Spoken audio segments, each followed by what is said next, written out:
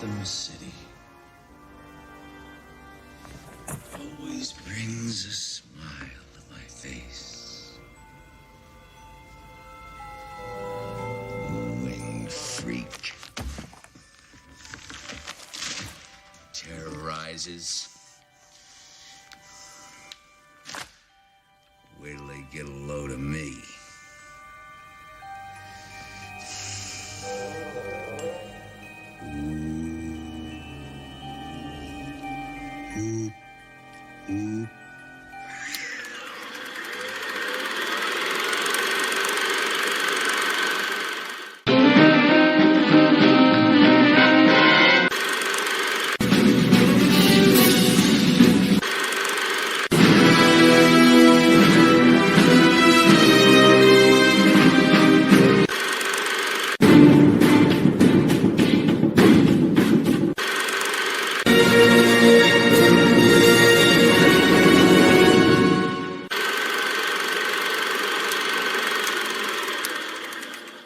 You are listening to the Batman on Film podcast, chapter by chapter, Batman 89, episode 6.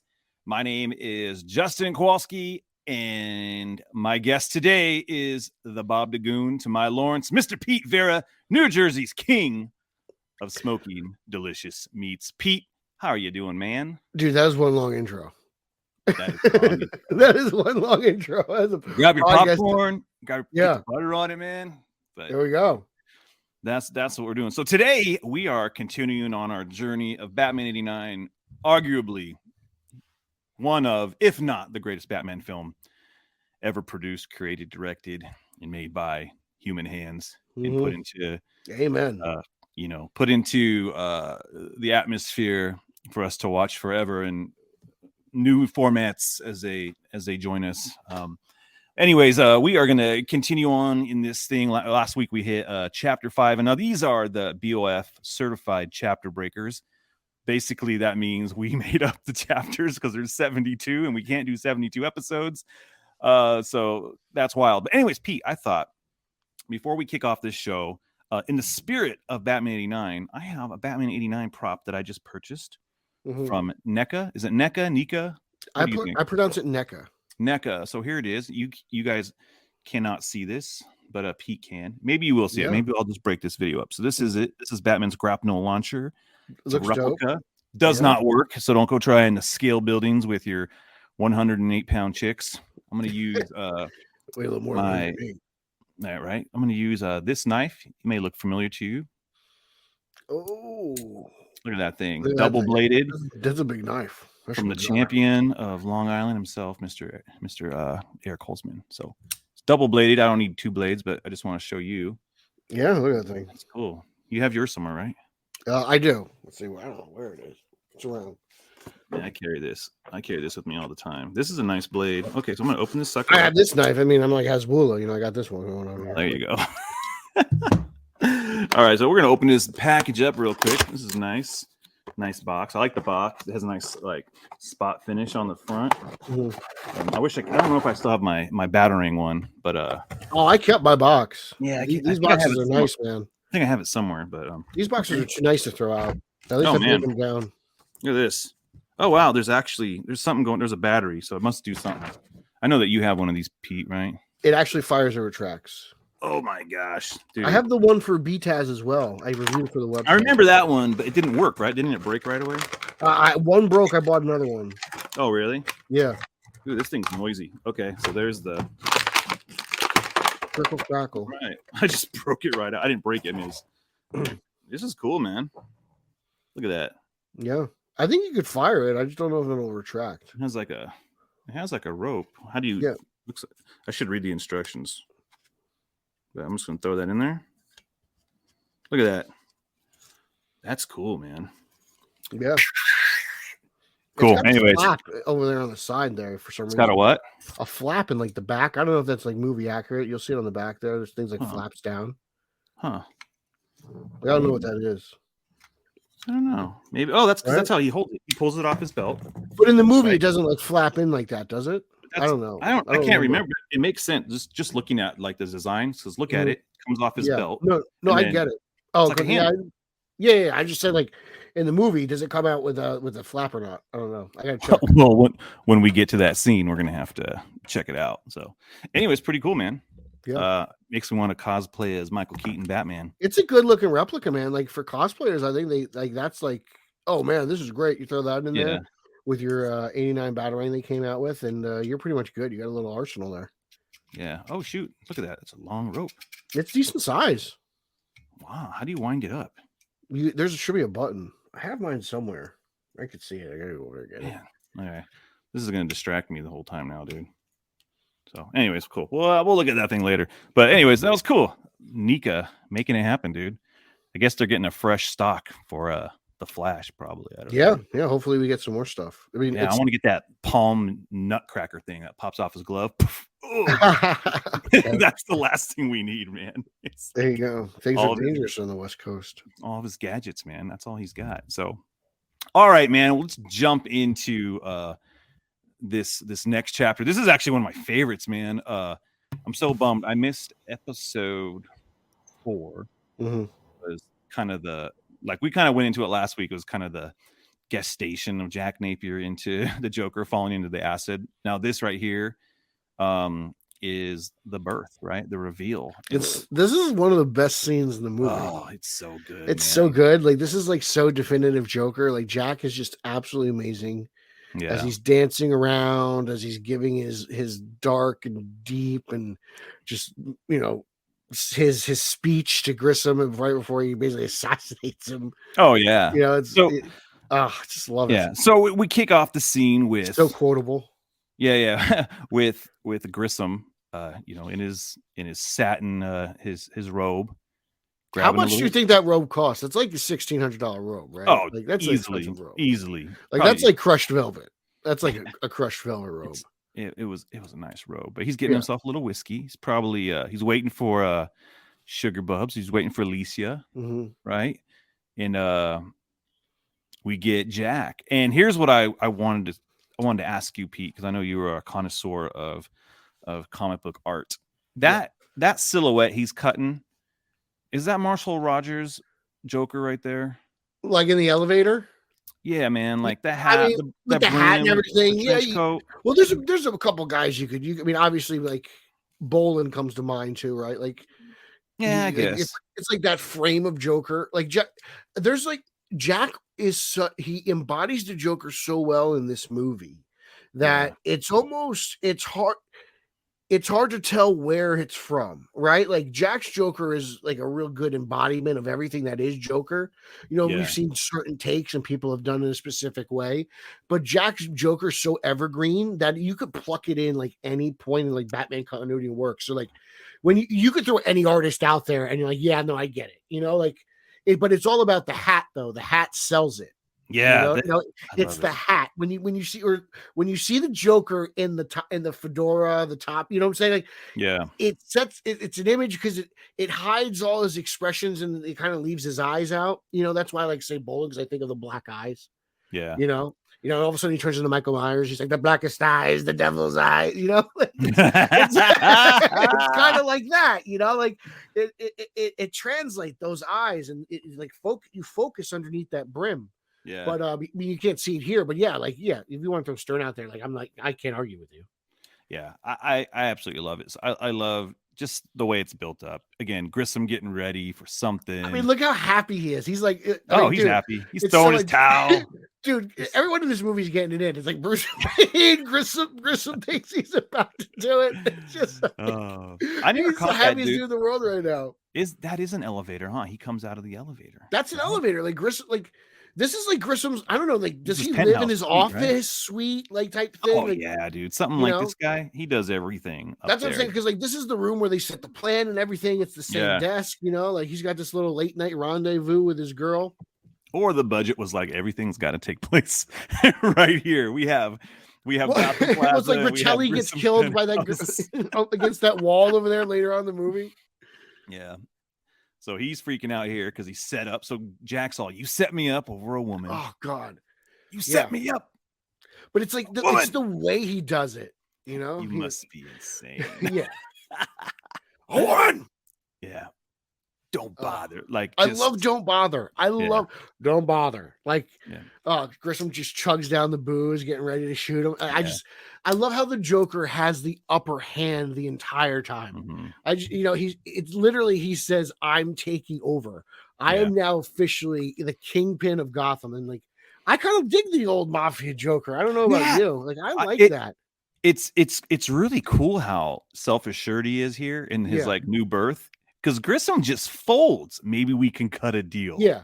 Right away. Maybe we can cut a deal. Like, wait, hold up, Grissom. You have Gotham in your hand, and all of a sudden some guy comes in. You're not even He's got nothing but his robe on, bro. Yeah, that's right. He's got nothing on but the robe, dude. Oh shoot. He's got his gun. He doesn't even grab his gun. He doesn't even have the balls. Don't bother. He can't. Don't bother. But even if he had, Jack will shoot him. Joker will shoot him. Well, he didn't even try. He didn't even try to defend his like empire. He just gave up. All right, Jack, maybe we can cut a deal. Then he just walks out into the light. This right before he walks out, though, where it's like the lower chin and kind of that cheekbone in the darkness. Like, that's the only thing you see is kind of like the Joker's jawline a little bit of his face. Yeah. And then he steps out, and it's like, dude, honestly, it's been years. I don't even notice the purple smear anymore. Oh yeah, I was going to ask you about that in a second. I don't even notice it anymore. I mean, I'll talk about it because you have to talk about it because obviously, like, this is the scene. But I don't even notice it anymore. Now it's just like it's so ingrained in me that it's funny. Like, whatever. It doesn't ruin it or whatever. It's this kind of like just part of the whole thing. It's part of the story making this film, and if you want to dig deeper and I didn't really think much of it. It reminds me like of the movie industry. Like, this is a movie, like it's before we have to like just before everyone's like, I gotta lose myself. And they're like, no, it's still a movie. We still know like it's Nicholson and Keaton and Basinger. Like it just shows that I kind of dig like sometimes flaws like that. Like every once in a while you see like the reflection of a operator or the boom mic or stuff like that. Like it's stuff like that's always kind of cool. So the smear it falls in that category and it just enhances. Don't change those things. Yeah. So what I was thinking now as I was rewatching this scene the last couple of days, because I watched it by myself a few times and then I watched it with my kids, and they're just like, oh, they are like, this is the best scene, Dad. And it's like to have their kind of like, they've seen it before, but it's just like, they love watching it just as much as me. Dude, Burton team crushed it in all aspects. They really did. But go back into that time where like, Batman Mania is going on. People don't know Joker's origin. I mean, there's a multiple origins. Fair. Right? I think that's fair. There's kind of like the Brian Bolin, Alan Moore Killing Joke. That's kind of the definitive one if you're going to go for one, right? Yeah, especially I don't think anyone really read that. Yeah, no one really read that, and so a lot of folks going into this. I remember I had a friend, and his dad was like, "Oh, I thought the Joker just painted his face," at the like Heath, and like Heath, yeah. So it was like he was really like, wow, it was the acid and all this stuff. So like seeing this reveal right here, even though we know what he's gonna look like, is pretty stark, especially the way the white comes out, like you're saying, out of the shadow. It's such a cool reveal. Yeah, it looks great. Yeah, I love the design. That's timing, man. That's timing. Like they had to. I don't like when people say it's Jack being Jack. Like, I think Jack took this role very seriously. I think Jack I think Jack is getting lost in the Joker here. Like, he's just having a ball. Like this, like him shoot underneath his leg over his shoulder while he's hoo-hooing and ha-ha. Like, come on, that's the Joker. Well, that's not Jack Nicholson. That's the Joker. Well, look at Jack Napier. As soon as he sees it's Joker, he's like, what? Like his face goes, what happened? And then that's where he loses it, man. And this is what's great about the Joker. You just nailed it. The whole he's doing something crazy and murderous, but like, the way he's shooting and then he goes over his shoulder. Like, I am curious how much of that was Jack, how much of that was the hat over there. He's having a ball. Yeah. And it's just funny. Like, how many times, dude, you come home and you're just like, what a day. Jack just like he died twice. He came back. He took over his empire. He killed his old boss. Like he says, "What a day! What a day!" Plastic surgery involved in that. Like Jesus. Oh man, it's funny, and he's still there. Like, it's Grissom's feet up on the thing. He's just laying there. And he walks off, and it's such a great intro, man. Good old Jack Palance. Oh yeah.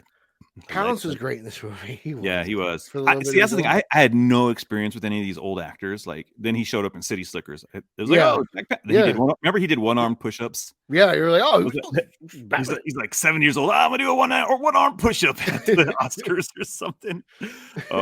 Anyways, yeah. So this scene kind of ends this first experience with the Joker, and then it kind of cuts to this. Again, these scenes are so weird. That's why we're doing our own kind of chapter by chapter. So here we get Vicky sleeping with and Bruce is just up. First of all, let me say this, okay? Yeah.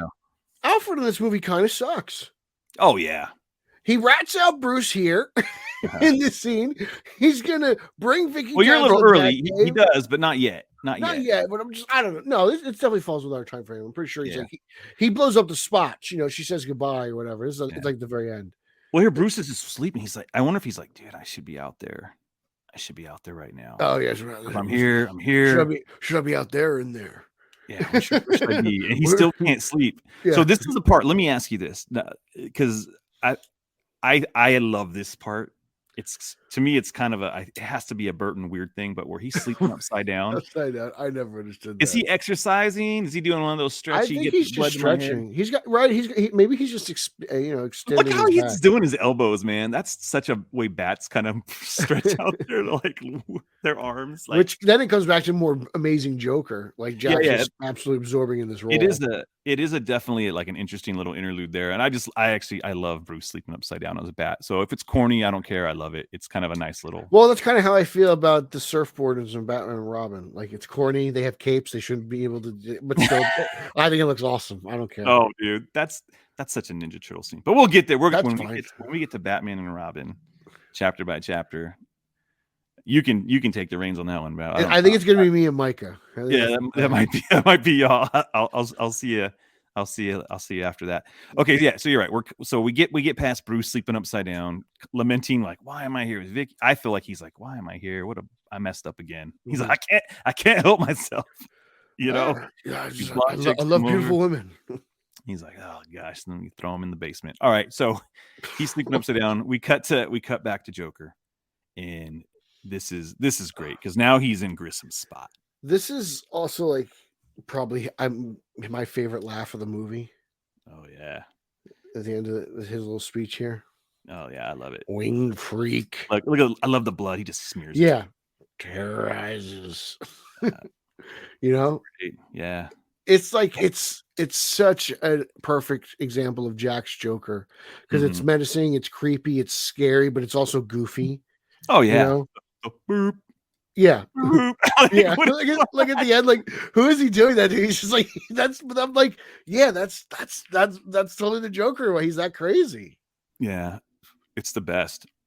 And look, he's looking around. He's creepy. Oh man, Jack sells this, man. Like I really get so annoyed with the whole Jack playing Jack's role anymore. It's so like 1997. When people say that, how many Jack Nicholson movies have you seen? I don't know. I'm like, anger management. You haven't seen like Chinatown. You haven't seen like The Departed. You haven't seen, I would say, like Witches of Eastwick, stuff like that. You haven't seen Cuckoo's Nest. Cuckoo's Nest. Yeah, like he's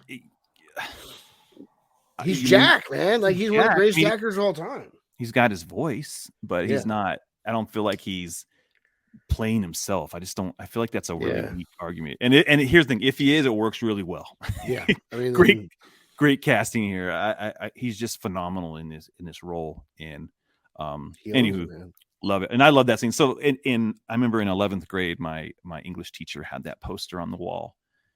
Oh, him in the chair. It was Jack Nicholson, and it was like a close up, and it just said, "Wait till they get a load of me." That's all it said. Yeah, I was like, "Oh, I always wanted it." I was like, "That was Why So Serious" in 1989. It was. I asked him, I was like, "Can I get that? Can I get that poster when you're done with it?" He's like, "Well, I'll never be done with it, Mr. Kowalski." Yeah. I was like, "Dang it!" And it's wild. I just saw that guy at a funeral. Actually, this teacher. Oh, wow. I ran into him, and Mr. I was like, Kowalski. "Oh my gosh, Mr. Did you ask about the poster? Huh? I asked him about the poster. Did you? Yeah, he was like, he's all remind me of who you were, blah, blah, blah, you know, that name's familiar. And I used to always wear these big black sunglasses. And I told him, he's like, "Oh my gosh, I remember you. How you doing?" I was like, "I always wanted that Jack Nicholson poster." He's like, "Oh man," he's all, you'll never get that poster. He still got it. That's great. Still has it somewhere. But anyways, I just love that scene. And wait till they get a load of me, man. It's such a promise, man. Like a threat and a promise. Like It's so good. Wait till they get a load of There's me. like he is so on point in this movie. Like you could say sometimes people like half-ass superhero movies, or Jack Nicholson gives, and this scene is like an example of, when he takes over from Grissom, of how much he respected and loved and wanted this role. Like he didn't really, he did like, you could say he did it for money because dude's getting paid still to this day from this movie. Like, he signed one of the most amazing contracts in the history of the movie business. Oh, so, man, the back end he got on this film. Like Nicholson, the agent was like, like for sports fans, he was like Scott Boras for movie stars. But like, dude, like this isn't like a gag for him. Like he took this so seriously. He's like, he gave this everything he got. He put all his energy in this, and you could see it in every scene. He's just dancing and hooting. Like it's so impressive. It's so fun. And they worked around his Lakers schedule. They worked around all his Jack things, man. He has that swagger. Do you think in this scene, like I feel like he has, obviously he has this showdown with Batman. Batman made him, right? But then you kind of get him reading the headline, and that's like almost like, all right, you know what? Well, it factors in later on, it's like, what kind of a city do we live in where a man dressed as a bat steals all my breath? Like he's very jealous. He's like, I'm killing everybody in this town. No, you can't wear deodorant or wash your hair. And it's talking about Batman. He's not wear deodorant. Which is actually so ridiculous. It's such a funny, Joker. It's such a funny plan. Like if you mix up all these things, which my kids still think that's funny. Like, hey Dad, I brushed my teeth and used deodorant and I have hairspray. What do you think? And I'm like, nothing's going to happen. So it's just like, anyways, unless you're in Gotham in 1989. Unless you're in Gotham, dude, Smilex. We'll ship them all. I can't wait till we get to that part. So I just love kind of he's so, and the quotes, they start in this scene. This is like the rest of the movie where it's just Jack being the most quotable character of all time. But it's not corny like the Arnold Schwarzenegger stuff. No, it's not ice cold like, cool. Yeah, it's just good lines. It's just great. Like whoever Dance with the Devil, you got Therapy. Why do they get a load of me? There's so many, what else am I forgetting? There's so many more. Dude, this town needs an enema. Yeah. Oh god. And he said that with his huge smile. Oh yeah. We're gonna ruin it. Yeah, I love the whole like the fake commercial. Love that Joker, all that stuff. Everything about it. She's tan. Those ruby lips. Only your Undertaker could do. Yeah, sure. Hair color so natural. Oh man. All right, so it is so good. All right, so we end this blood smear kind of like that's his contract for battle right there. The smearing of the blood and the way till they get a load of me. That's like him going, all right, I'm taking you down, Batman. But it's for fun. For me, that's his contract. He's like, I want my headlines. Yeah. So here's the scene you're talking about, the worst Alfred ever. Where like Alfred, everyone's like, it's anniversary day. It's my parents died in Cram Alley. I got to go down there, and he's just like, oh, suck. I gotta, I love that he's sleeping on the couch. he fell down from his upside down sleep, crawled onto the couch, and then he's kind of like, I don't got time. He doesn't have as nice a robe as Grissom, by the way. Well, they almost make it seem like Bruce is kind of a shut-in, right? Serious, like this Bruce Wayne, he's not like the Bruce Wayne in like Batman Forever, Affleck's Bruce Wayne, Clooney's Bruce Wayne. He's like, gosh, they kind of seem like those guys are way more out in the public. Bales, obviously, later on in the movie series, they go out more. Like, like they didn't really know who Bruce Wayne was at his own cocktail party. Like this Bruce Wayne's very mysterious. Yeah. Oh, there's Alfred. Dude, Alfred has no wingman. No, we'll be here for quite some time. Like, Alfred, what's wrong with you? Bruce is and first of all, why would you ask the butler? He's got to stay here and protect the house. Yeah. Like, Alfred's not traveling. But you know what?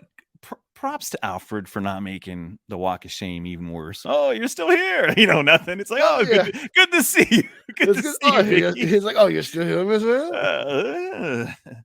Like, he's dressed up in a tuxedo already, and she's wearing her wrinkled leftovers here. Wearing last night's clothes. Her face though, she's mad. She's like, freaking Bruce. Alfred's like, I'm gonna go clean a toilet now.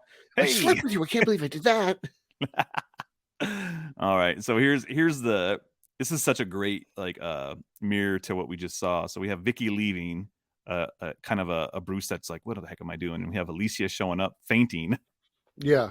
And it's such a great Joker scene. Like, I love that. Like, they had to find a costume for this scene. The beret. I love it when he wears the smoking jacket. Oh, I want Reno to have one of these things. I hope Reno has a beret. This is okay. Like, this is the thing. Like, I always, as an adult collector of things, I wish that Batman figures had the collectability of like the Star Wars stuff. How they make a figure of every little version of Luke Skywalker. Oh yeah, I want martini glass beret Joker. That's it, who would make it? Do you know who would make it for you these days? Who? Funko. That's a Funko pop. I don't want a pop though. You want an action figure? Yeah, or great. you want like a Kenner, like you want a Superpowers action figure. I don't care. I don't care what the scale is. I just want a 7-inch McFarlane beret. If that's what it takes to get it, I think you're more likely to get like a Joker pop on a couch with a martini. Like, if they get it, chances are I'll probably get it. But I want Martini Joker with a beret. They made Duck Penguin. Remember that? They made the Penguin and the Duck. But did they make another one? Was it just Duck? Oh, they did. They did regular suit, right? They did regular Oswald. And they put the Duck. Okay. And they gave him. Yeah, I have. Gosh, we got to get that. I'm saying Funko will do it. Yeah, I just want another representation. It's probably one of my favorite versions of him in this movie, dude. Like, this is my Joker, man, throughout this whole movie. Yeah. This is my Joker. And that's how wild he is. He's like, all right, I just killed Grissom. And then he's going to go, let me go find some like gear now. And I'm going to get a martini and I'm going to wait for Alicia. You know who likes martinis? Our Ryan Lauer is a big Appletini fan. Oh, is he? He is. He's a big fan of the old Appletini. See, that's what if I did that, I would call them Smilex martinis. Like a Joker. There you go. Green, right? It's green. Yeah. So he's a big fan of the Smilex martini. There we go. We call it Smilex. Look at you need to have a villain themed bar. You just some green in there. Yeah, just don't wear any deodorant and you're good to go there. Don't brush your teeth. Flour. Don't brush your teeth, man. Don't use baking soda. Well, so anyway, so that's and he just takes a sip after she faints. That's great too. It's funny. You can just kind of tell Jack is like very carefully drinking this martini, not to ruin his makeup. Yeah, he's a little stiff. Like that's like the only negative thing you can say about Jack. But I'm like, it looks great because he's trying to like pucker up, and if you look close enough, you can laugh at it. But it's funny. Or it could just be really hard for Joker to drink with his face all like. I guess so. It's so good. Yeah. Oh man, so yeah, what a great intro to the Joker. So he is fully formed now and ready to cause havoc in Gotham, and so I'm excited for the next few scenes we get because the next scene is the mob meeting and a few other things. So, how old were you in 1989, Justin? In 1989, when this movie came out, I was 10 years old, man. Okay, so at 10 years old, I want to ask you a question. Yeah, ask me. Who does 10-year-old Justin think would be the perfect Harley Quinn to Jack Nicholson's Joker? Wow. It's wild. Okay, wild that you said this. Did you think that? Well, hold on. There was no Harley Quinn back then. No, I know, but I'm just retroactively thinking now in 2023. I wouldn't have known, but you know what? Oliver, who is 10, my younger boy, he asked me, and we were watching this yesterday in the car while we were waiting for his brother to show up. He said, how come she's not Harley Quinn? About Alicia. You're right. Okay. That's what he said. He's all, how come she's not Harley Quinn? I'm like, well, there was no Harley Quinn here, dude. She didn't come out for like 4 more years or whatever.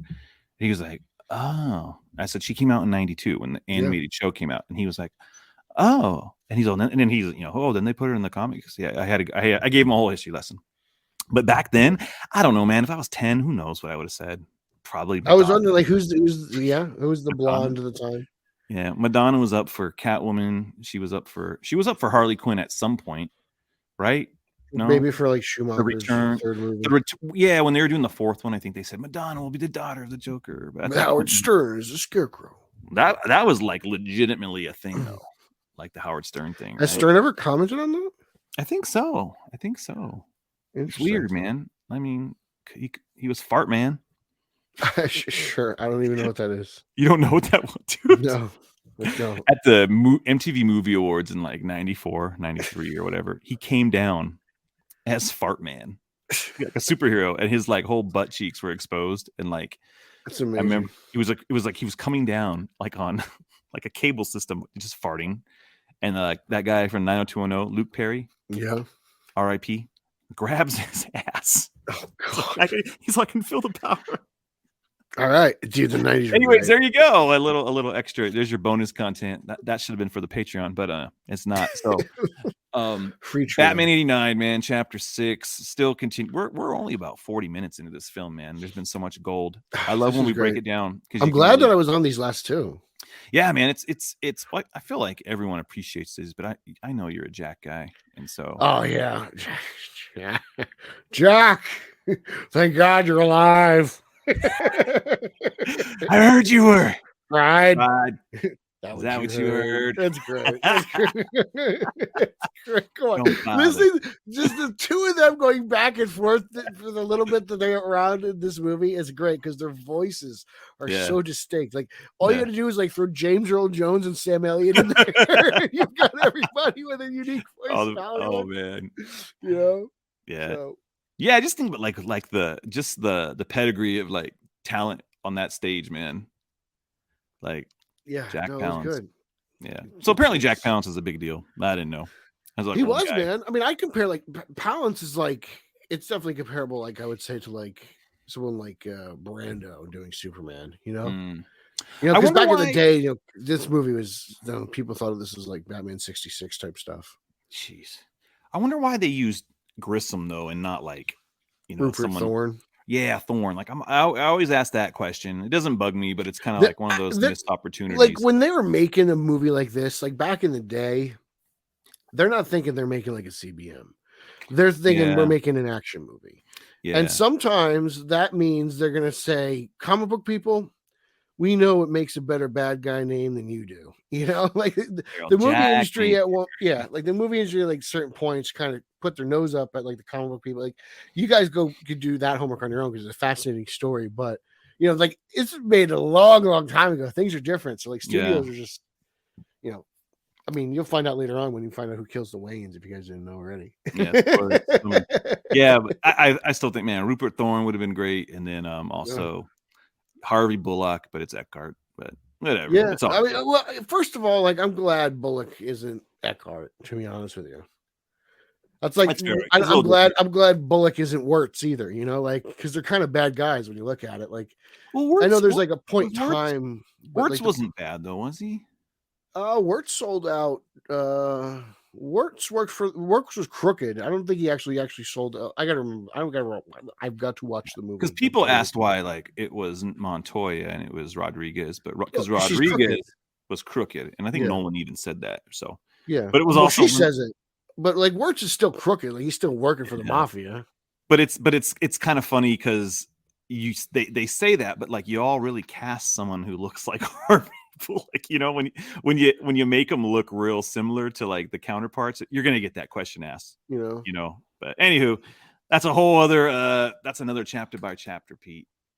We'll get there when we get there. All right, man. Pete, how can people find you? You can find me on social media. My Grissom. Pete, how can people find you? I'm my number one. Okay, how can people? So weird. You can find me on social media. That's Twitter, Instagram, Mastodon, Vero, at Pete Illustrated. If you love Hasbulla, check out my Instagram account at Pete Illustrated.